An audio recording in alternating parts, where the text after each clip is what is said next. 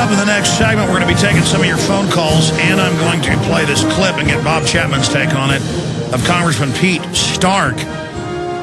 You've seen little clips on the news the last 2 days, but we have the whole 10-minute exchange posted up at Infowars.com and PrisonPlanet.com, where he just says there's no problem with the border, and anybody that wants to control the border wants to kill people. I mean, their propaganda is just arrogantly delivered. It's asinine. And we see this throughout history where elites get into trouble. A lot of times they just become even more arrogant. And that only hastens their implosion. But Bob, I'm starting to think more and more Gerald Celente may be right again, putting a date on it. We've seen top New York Times, Wall Street Journal, and other writers saying we are in the Greatest Depression or the Third Depression. Obama's now calling it the Greatest Recession. By every yardstick, as you said 2 years ago, we are in a depression.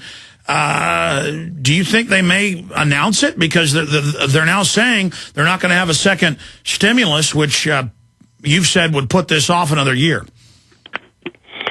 Well, first of all, I think if they are going to say we're in a depression, they're going to wait until they start their war and then blame the depression on the war.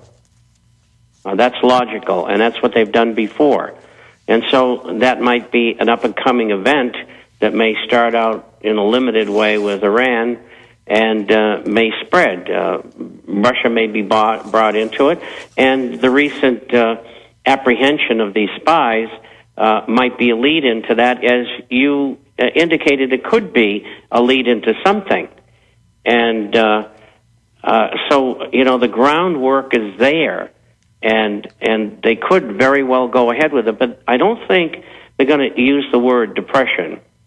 Maybe Paul Krugman can in the New York Times, and but I don't think you're going to see it officially coming out from any important illuminist or the President of the United States until it's time.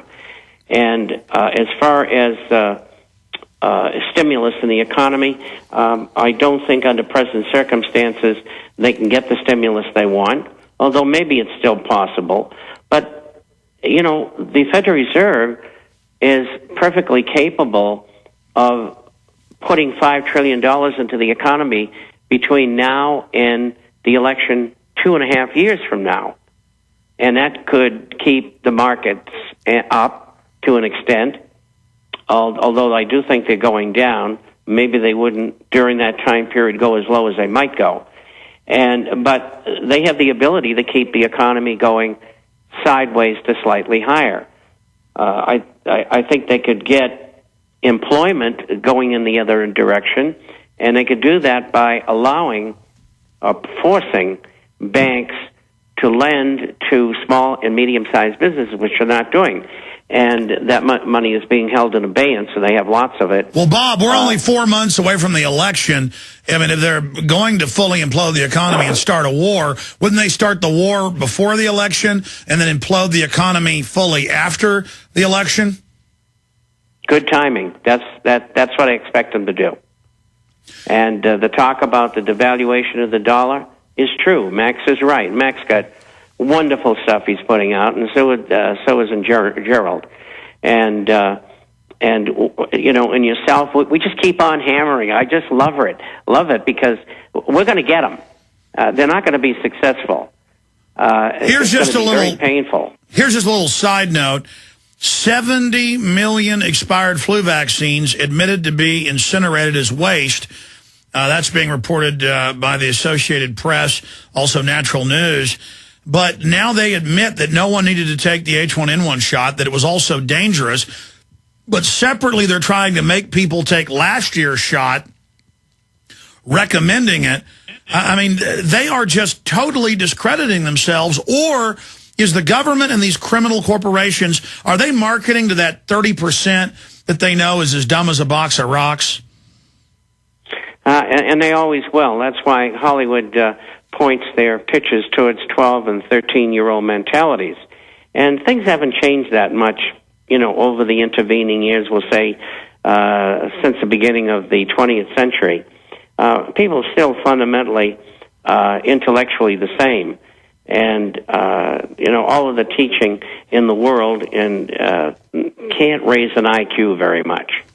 And so, yes, they're appealing to that. They're appealing to anything that they can appeal to. Desperate people do desperate things. And as Brzezinski said, we're in trouble. These people know what we're doing. You're absolutely right. Bob Chapman, our guest for the rest of the hour. Then we have a filmmaker joining us who's got solutions to this banking crime syndicate. Oh, it's not enough to just get rid of them. We've got to have solutions. That's coming up as well. Stay with us.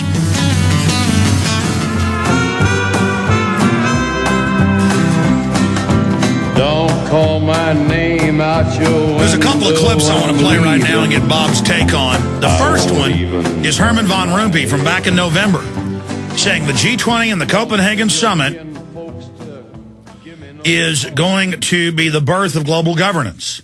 And notice, it's for the carbon tax, it's for the oil spill, it's for the banking collapse. The banks want to directly tax you and not have to deal with governments anymore.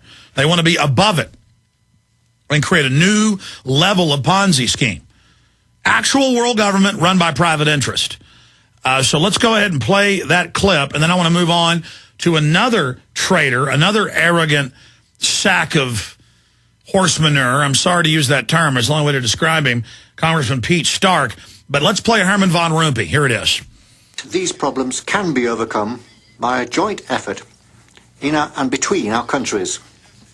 2009 is also the first year of global governance, with the establishment of the G20 in the middle of the financial crisis. The climate conference in Copenhagen is another step towards the global management of our planet. Our mission, our presidency, is one of hope. All right. Supported by acts. And then you got not just von Rompuy, but Ban Ki-moon of the UN, and all of them saying the same thing. I just want to get that on record now that they've gone from just talking about it in their global conferences to openly telling you the answer to all your financial problems that we caused by design is giving us more power and paying us more money. The answer to that oil spill is paying us more money. And we'll talk to Bob about the oil spill. But first, I want to play this clip because you've seen little clips on the news. This was so arrogant that they happened to have Chris Matthews on for entertainment value in the coffee room Wednesday night. And I walked in there Wednesday afternoon, and he played the Pete Stark clip where Stark was being arrogant, saying, you want to shoot people, don't you? You don't want open borders? You want to kill people, just to a town hall in California. People are like, no, we're not even Minutemen, but they're not killing people. And like, there's no border problem. I mean, even Chris Matthews, a Democrat hack, had to say, my gosh, is that not the face of incumbency? I mean, this arrogant creature. Now, the whole video, it's like 10 minutes long, is up on InfoWars and Prison Planet, unedited. But we don't, for time constraints, I'm just going to play the first minute or two and then get Bob Chapman's take on this, because this is arrogance. I mean, Mexico is admittedly collapsed. The State Department, foreign governments say it's a failed state. Now it's 23,000 deaths in the last 2 years. 80-plus miles of Arizona is off limits to citizens. I mean, it is just total bedlam. Total bedlam. I mean, South Texas is just shutting down in the border areas. It is. I saw a news clip, in fact, I ought to pull that up, of Detroit, where they deliver food to the food lions and stuff, and they have guys with machine guns guarding the food now going into grocery stores. I mean, Mad Max stuff and tent cities are creeping in everywhere. And it's only going to get worse. This is what NAFTA and GATT did. And this guy thinks it's all funny. I mean, whether you're for open borders or not, don't say the border isn't open. Don't say there isn't a problem. Don't say it isn't horrible. Don't say there aren't these poor Mexicans sneaking across, getting killed by the hundreds every month and robbed by coyotes on the Mexican and U.S. side. I mean, this is dangerous, folks. This is lawlessness. This is like Afghanistan or something. Here it is.